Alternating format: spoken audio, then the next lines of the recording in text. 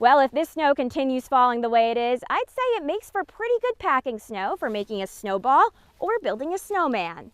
Maybe not so good for shoveling though. These two mini pitches are accessible for anyone in the community to come out and practice their soccer skills. The First Lady has officially arrived here in the Hudson Valley, landing at Stewart Air National Guard Base. A report on GameIndustry.biz cites that video game market sales across the planet hit more than $183 billion in 2022. But that was even a drop-off of 5% from previous figures. The garden offers activities that exercise all 5 senses, including these instruments. Responding to catastrophic events like the explosion causing the building collapse here behind me are among the many things first responders are trained to do. But it can weigh heavy on them. We've said it throughout the hour, it has not felt like winter yet this far, Casey, that's for sure. Not exactly. I mean, are you complaining about it though? No, I am all for the warmer weather. The guild consists of about 80 quilters, some of which who attend community quilts once a month to make kits for others to do at home or work on their own quilts. One film and video graduate is turning his camera towards seniors and capturing family stories. As Steve Oldfield explains, the family documentaries are getting rave reviews from all generations. Friedman says you can help drown out the noise of the fireworks for animals by turning fans on and turning up the radio. A new FBI report released Monday says about 10% of reported hate crimes in 2022 took place at schools. From entertainment to food, competitions, and plenty of games.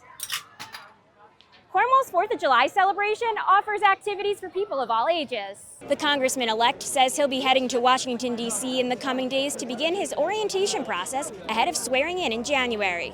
Brooke Reilly, Spectrum News. Good morning, guys. Another school day is beginning at Arlington High School. IDs to the left, no ID, come to the right. As students walk in, they must show their IDs or get a temporary one for the day. IDs visible out for us to see. Dutchess County Sheriff's Deputy Alonzo Montagna has been a school resource officer, or SRO, for 7 years.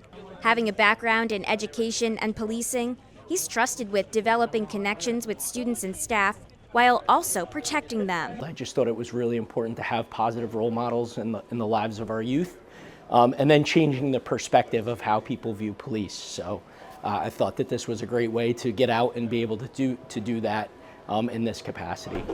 When classes start and students are out of the hallways, Montagna checks the school's 50-plus entrances to ensure each door is secure, something he does multiple times a day. A responsibility underscored each time a tragedy happens. Part of that for me that makes it a little bit easier to digest every day is I'm a parent. And when my kids go to school, I want them to be protected. And I know that every parent or guardian of a child in this school feels the exact same way. So I take a tremendous amount of pride knowing that that's a part of my job every day and that's my expectations. I don't ever want it to happen, but if it does, I know that's something that I'm prepared to do. Montagna also works to build relationships with and educate students. And we're gonna drive a lot safer now, right? He frequently visits classes to teach. It's quite an accomplishment to watch all you guys grow. I kind of viewed it as a way to achieve that lifelong dream of being a teacher, being in that position of being in the schools. And that gave me the opportunity to have the balance of doing both police work and then interacting with the kids. Some important facts. His discussions with students range from what to do if you're pulled over to what his job as an SRO entails.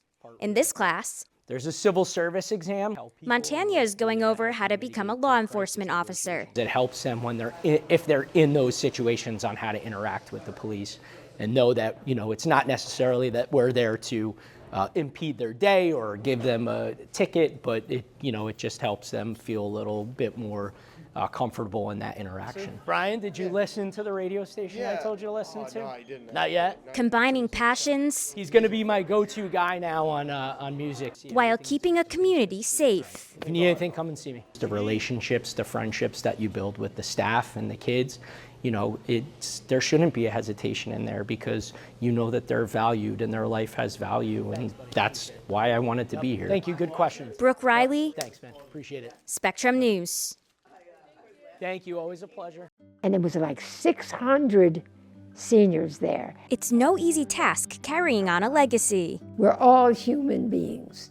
and let us begin to love one another. Cecilia Calloway has made it her life's mission to make sure the past doesn't stay there. Folks, I'm going down to St. James Infirmary. Her father, Cabell Cab Calloway III, known as the Heidi-Ho Man, was a major figure in America's musical history. She's stretched out on a long white table. They would jitterbug. They enjoyed life.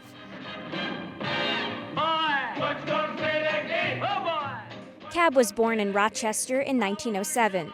Raised in Baltimore, he got his start in music as a young boy on the pedals of his mother's organ at church. That's where he really learned. He couldn't help it, but learn his melodies, his tones. You know, that was his first introduction, really, to music. And though he would attend law school in Chicago, Cab never stopped performing. He met Louis Armstrong and learned how to sing in his signature scat style. Cab became a household name with his song Minnie the Moocher.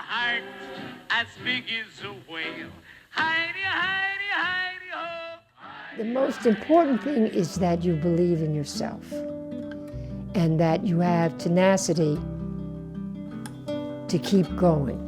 One of 5 daughters, Cecilia began her musical career at 9 years old. Daddy dear, tell me please. I still remember it as if I just did it a few minutes ago. Tell me where is the blue? Me and my dad standing in this little booth in the middle of it. I still get goosebumps from it because it was just such an awesome experience. The two performed together around the world. But even when she got standing ovations, Cecilia says Cab always pushed her to do better. I'm so blessed for what he taught me and how he trained me. I mean, I in any way that I can, I love to pass that on. And she says she'll continue to shine light on the contributions her father and other Black Americans have made to society. It gives me energy to keep at it for as long as God blesses me to be here. That is my mission. Brooke Reilly, Spectrum News.